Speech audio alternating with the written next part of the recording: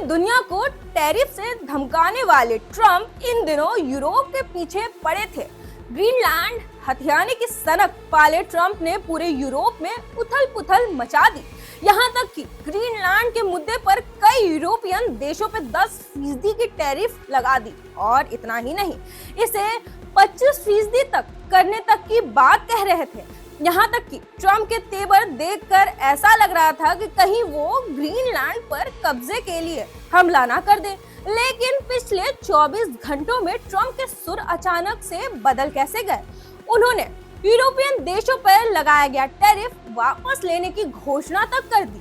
Davos में world economic forums में बोलते हुए ये भी साफ कर दिया कि वो ग्रीनलैंड पर सैनिक का इस्तेमाल नहीं करने वाले थे, यानी वहां हमला करने का उनका कोई भी प्लान नहीं था। ऐसे में सवाल है कि आखिर ऐसा हुआ क्या कि अचानक जो ट्रम्प के तेवर ढीले पड़ गए?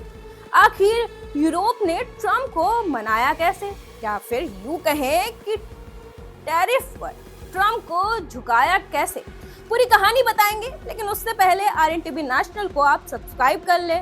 नमस्कार, आप देख रहे हैं RNTV नेशनल, मैं हूं आपके साथ रुचि सिंह। इसके 2 रीजन फिलहाल समझ आ रहे हैं। पहला है ट्रेड डील पर रोक।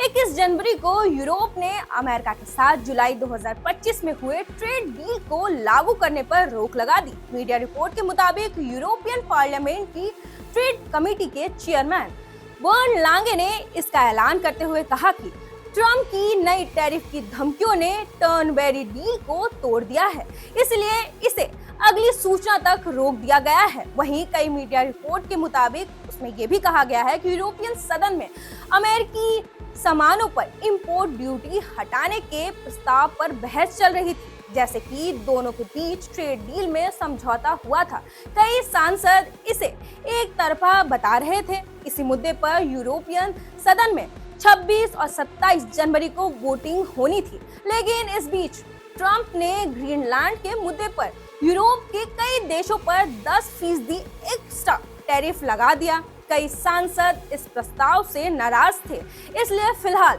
वोटिंग को टालने का फैसला लिया गया। माना जा रहा है कि अगर यूरोप इस ट्रेड डील से पीछे हटता तो अमेरिका को बड़ा नुकसान हो सकता था, क्योंकि इस समझौते में अमेरिका के फायदे से जुड़े कई नियम शामिल थे।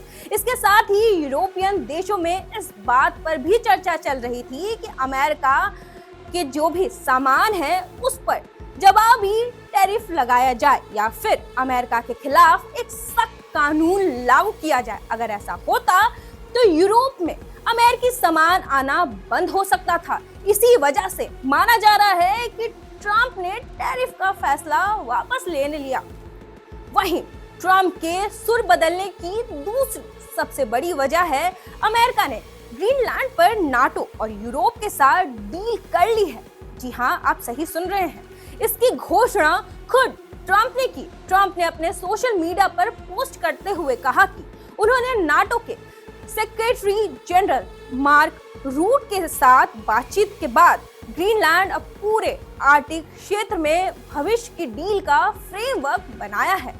पोस्ट में लिखा कि नाटो के सेक्रेटरी जनरल मार्क रूट के साथ हुए बहुत ही प्रोडक्टिव मीटिंग के आधार पर हमने ग्रीनलैंड और असल में पूरे आर्कटिक क्षेत्र के संबंध में भविष्य की डील का फ्रेमवर्क बनाया है। अगर ये बातचीत पूरी होती है तो ये अमेरिका और सभी नाटो देशों के लिए बहुत फायदेमंद होगा। इसी रीजन से मैं 1 फरवरी से टैरिफ नहीं लगाऊंगा। ग्रीनलैंड से जुड़ी गोल्डन डोम पर भी अतिरिक्त चर्चा चल रही है। जैसे जैसे बात आगे बढ़ेगी नई जानकारी दी जाएगी। उपराष्ट्रपति JD वैंस, विदेश मंत्री मार्को रूबियो, विदेश दूत स्टीव विटकॉफ और जरूरत पड़ने पर अन्य लोग बातचीत संभालेंगे और सीधा मुझे रिपोर्ट देंगे।